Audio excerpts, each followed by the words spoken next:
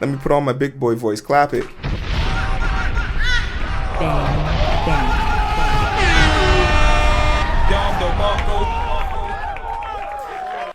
Yeah, that's my big boy voice.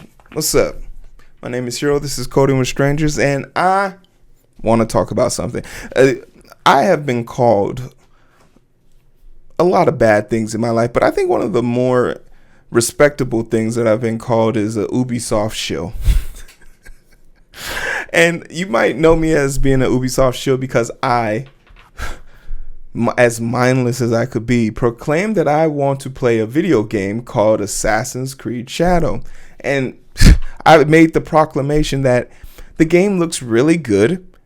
Dare I say, if they can land the execution here, might be up for Game of the Year. And seeing as how a game from the from the East, Black Myth Wukong, captured the attention and minds of so many people with this fantasy tale, you would hope that a semi-real story about an actual character and a league of assassins in feudal Japan mixed up with ninjas and samurai would totally have the attentions of every neckbeard wannabe loser, long back, short neck, pretty girl hater in the world would be excited about this game. But for some strange reason, they chose to take the weirder option and be, for all intents and purposes, upset about the game. But to show that I'm not the shield that everyone thinks I am, and that, full disclosure, I am a Ubisoft partner. But when Ubisoft is doing some problematic stuff, I'm gonna point my finger and wag it at them for all it's worth. And we've already covered 2 stories this week about people who have been forced back into the office and given that ultimatum, and how that ultimatum is basically the company's way of shedding the fat before the end of the year numbers to make sure that their numbers look as prompt up and good as possible. I'll snap. And if you want to learn more about how companies sort of basically fudge the numbers by letting people let themselves go so they don't have to pay severance, insurance, and renew packages and premiums next year, this is how they do it. But what are the steps that lead companies or workforces into falling into this trap? And we have a rare occasion here to see the onset, how the trap is set, how they start the process of getting rid of their workers, and is by lulling them into a false sense of security. So let's find out how Ubisoft is doing that. Ubisoft targets staff to be in the office at least 3 days a week. The company is refining its approach to hybrid working. This is diabolical in so many ways because these were people who were promised to be remote. And there has to be some workforce labor, and this is why unions are so important. But there's got to be some type of repercussion for giving people the illusion that they can work anywhere, and they set up their life somewhere, and then you told them to get back to where you are. That is diabolical. And there's a few people in the comment sections who have been saying dumb shit like, "Oh, you know what you signed up for. If you don't want to work there, leave. There's 100 other people willing to take your job." I don't think you understand how much of a shill you sound like when you are advocating for people having their lives be turned and torn apart because you want to be on the side of a corporation. Gross. Ubisoft employees will be expected in the office at least 3 days a week going forward. Sources within Ubisoft have told GamesIndustry.biz the firm had already adopted a hybrid approach to work over the past 4 years, with a third of the office being used 3 days a week. However, it is now aligning the rest of the company under consistent global policy. So in different places, there were different rules and policies, which makes sense. The thing that's kind of terrible about this is an onset reaction, because for 4 years, if it was working, then everything should be fine. But everything hasn't been working now, has it? Like, Ubisoft stocks have dropped off significantly, and in large part is because of the failures that they have managed to release out. While there's no prom or qualm about it, the last Assassin's Creed game, I think Valhalla, or not even the last one, Origins was the last one, but Valhalla didn't do so well. Legion is pretty god awful. And I think the only big blockbuster they have left, only one that they have left, is Assassin's Creed Shadow, which they are putting the house on right now because it is a Ubisoft game. It's going to be the 23rd in the series. It's a proprietary, not technology, but it's a IP that is well known and should carry a lot of weight. But for some strange reason, they are playing. The backlash of this game alone has created a little bit of nervousness with the anticipation of this game. So you can see them setting up the building blocks. The first step of the building block is making the work you have to do more restrictive. I want that to just sink in a little bit. What do you mean? Well, how is it becoming more restrictive? Remember, prior to the pandemic, we never tried to work better. We never tried to make working easier for the workers. But after the pandemic and figuring out that most of people's work could be done from home, companies have made it almost 10 times harder to do the work. Even though productivity has gone through the roof, we already know productivity is way outpacing the salaries of people. So it's kind of mind-boggling that they think they're going to somehow get more profits by forcing people inside.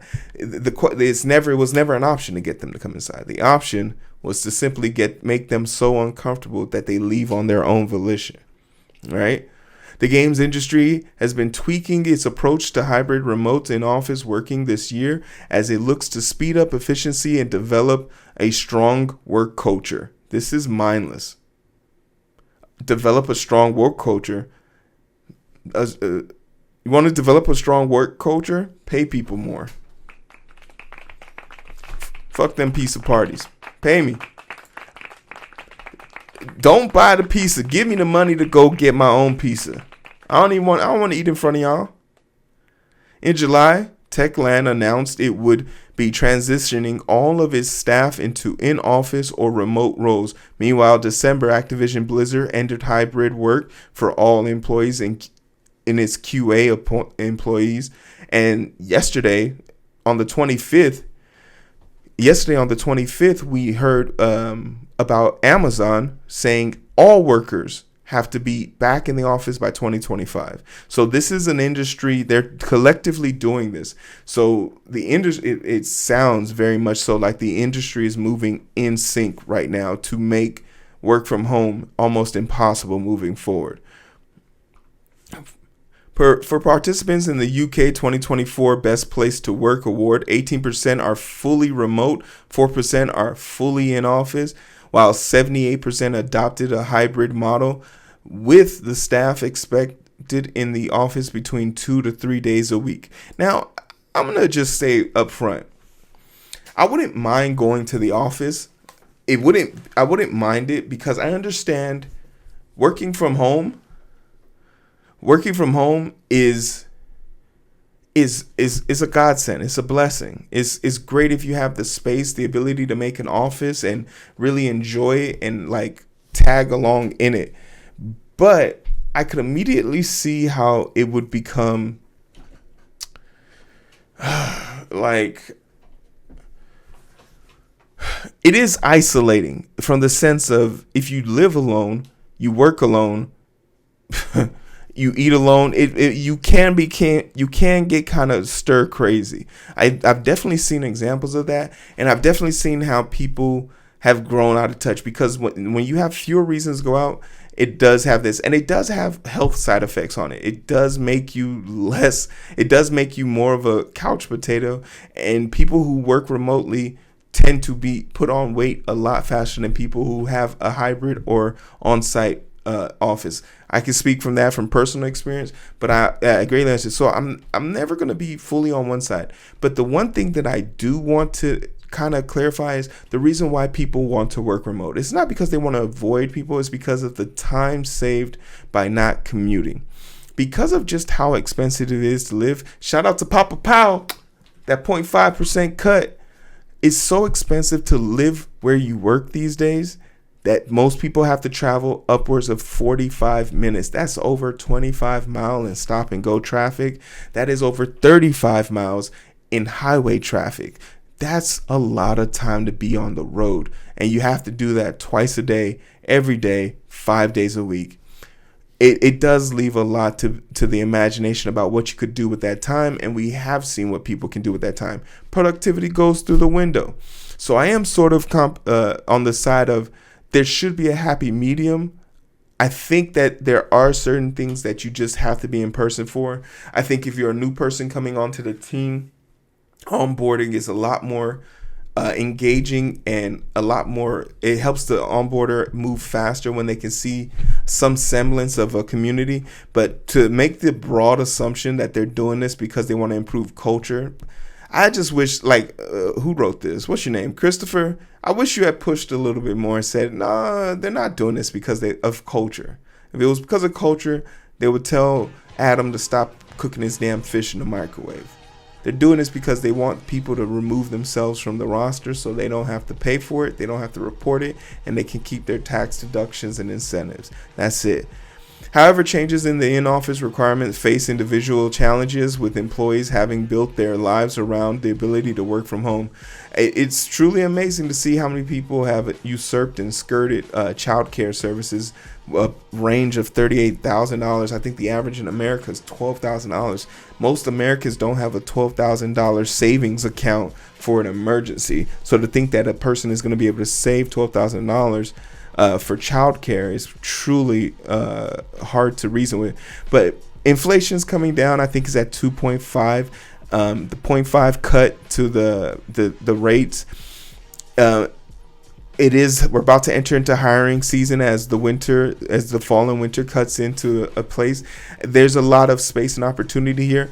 But mark my words, today's September the 18th, Ubisoft will be firing or making people come into office by this time next year. They will have another mandate. We'll cover the story again. I'll do the stupid snap and the video will pop up because this is the process they take. This is already a calculated feature into their budget.